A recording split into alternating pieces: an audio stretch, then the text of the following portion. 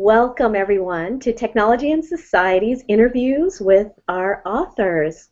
I am delighted to introduce to you today one of our authors, Professor Cynthia Wagner Weick, who is from the University of the Pacific.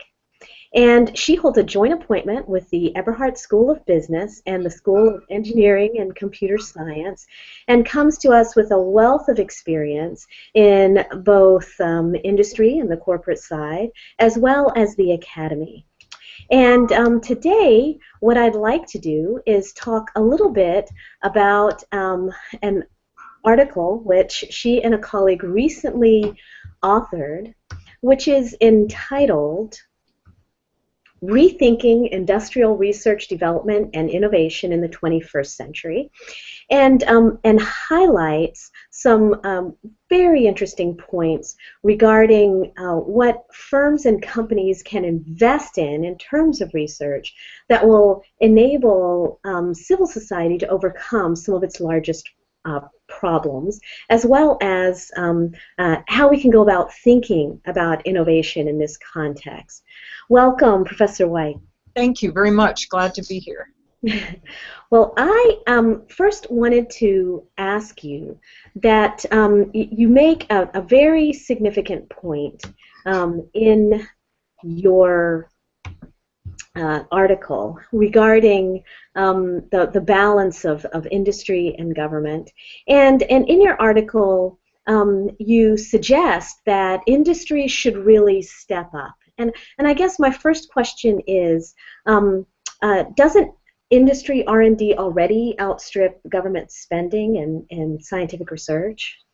Absolutely. So of the over $400 billion of research and development done in the United States now, industry represents about 65% of it, so obviously the majority of it. The problem is the research tends to focus on development.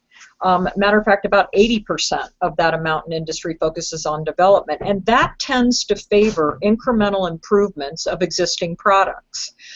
That's important. I mean, we need incremental innovation, but we also need breakthrough innovation. We need innovation that is going to be based on research that is more open-ended, research that is more long-term, research that frankly is more risky.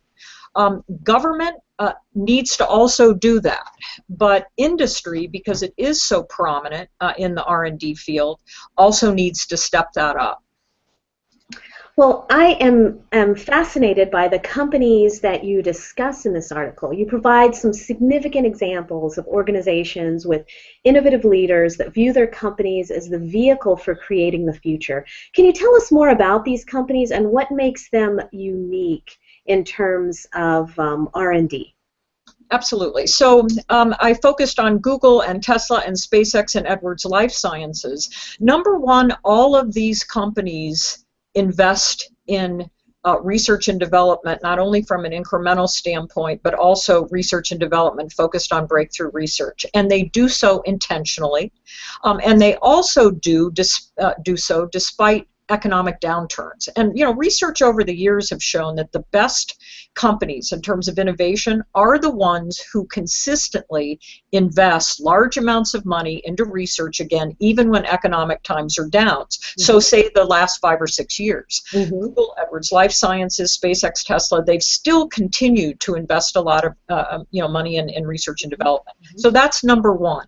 And again, the intentionality. The saying that we understand that breakthrough innovation is going to take a different type of research than incremental innovation. And then creating structures that are going to support that. So for instance, at Google, obviously they do incremental innovation on their search products all the time.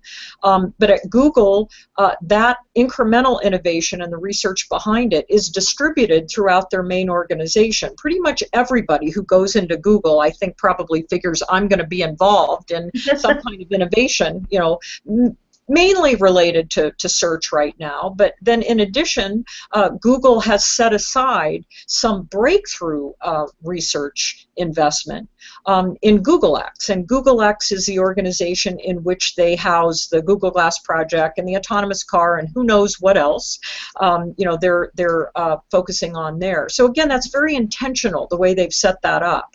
SpaceX and Tesla, I would argue, are by nature breakthrough innovation. So just about everything they do is going to be related to this more open-ended and longer-term research. Having said that, they've been able to reach milestones in the areas of electric cars, obviously, and then commercial space vehicles that have gained the confidence of people in the feasibility of those types of initiatives. So I remember a time when people were still saying that electric cars were, a dream. Well, Tesla has shown that it's not a dream. SpaceX, again, a commercial space firm, has been able to do things that people never thought were possible. The confidence that they've gained by doing their work with NASA, and supporting their efforts in space has again gained confidence in their longer goal of going to Mars. So right. Suddenly we're all thinking it may be possible to go to Mars. Right. Edwards Life Sciences also is another great example of a company that, again, they do incremental research, in the heart valve area, but then they also set aside funding, people, and space for breakthrough innovation. They do so internally in their Advanced Technology Center, and then they also invest in research at universities, in their case, UC Irvine and their Advanced Technology Institute. And again, intentionally reaching out to researchers at universities who tend to focus more on this longer-term, higher-risk research and development activity. Well, I think there is so much here that I hope that more people will read and that it will generate conversation and more discourse in this area of what firms can and should do in creating the future. And I understand that you're not at all saying this is a free pass for the public sector, that government has a role to play and that it's an important role, but at the same time there's a critical role that the private sector can and should play that will inherently reap dividends for them over the long term. Absolutely, absolutely. Government's still got to play a role, but again, these companies give me hope, that the private sector can, help solve some of our major problems, and I think they need, again, to recognize their own responsibility in doing that. We also, I think, need to focus on the leaders of these organizations, and granted, these are, mainly well-known people, but what I'd like to say is that I think leaders of organization need to reach in to themselves and recognize that perhaps their own ambitions to use science and technology to create a better future and solve these problems perhaps have been dampened. And they need to reach inside themselves and, figure out how to rejuvenate their own approach and their own vision of how science and technology might be used and harnessed to solve problems. That has a huge effect on the types of people that they attract to their organizations. Because these organizations I'm talking about are notorious for attracting absolute top-notch people. Top-notch people want to work with leadership that says, I have the passion and the willingness, to recognize the importance of what my company can do for society. They're not afraid to talk about it. Larry Page is not afraid to talk about how you should have a healthy disregard for the impossible. Elon Musk is not at all afraid to talk about dying on Mars. And one of his quotes I've read is that he wants to die on Mars, he just doesn't want to die on impact. and then I think he's serious, you know. And then Edwards Life Sciences, the way they're not afraid to talk about how their passion is for the patient. And yes, again, they're a profitable private company, but ultimately what they realize is that if they help solve the long-term problems associated, you know, with heart health issues, in the long run, they will not only be successful in solving a huge medical problem, but also being a successful company. These things can and should go together. I love it. I love this call to be bold, for science to be bold, and for leadership to be bold in leveraging science.